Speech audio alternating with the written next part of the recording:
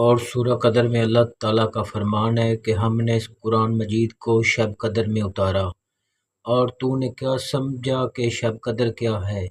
شب قدر 1000 مہینوں سے افضل ہے۔ اس میں فرشتے روح القدس جبرائیل علیہ السلام کے ساتھ اپنے رب کے حکم سے ہر بات کا انتظام کرنے کو اترتے ہیں، اور صبح تک یہ سلامتی کی رات قائم رہتی ہے۔ سفیان بن عبینہ نے کہا کہ قرآن میں جس موقع کے لیے ما ادراک آیا ہے تو اسے اللہ تعالیٰ نے حضرت صلی اللہ علیہ وسلم کو بتا دیا، اور جس کے لیے ما یدرک فرمایا اسے نہیں بتایا۔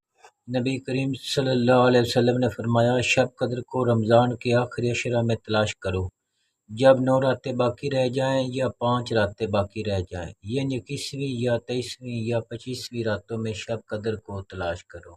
نبی کریم صلی اللہ علیہ وسلم رمضان کے آخری عشرہ میں اعتکاف کرتے اور فرماتے کہ رمضان کے آخری عشرہ میں شب قدر کو تلاش کرو۔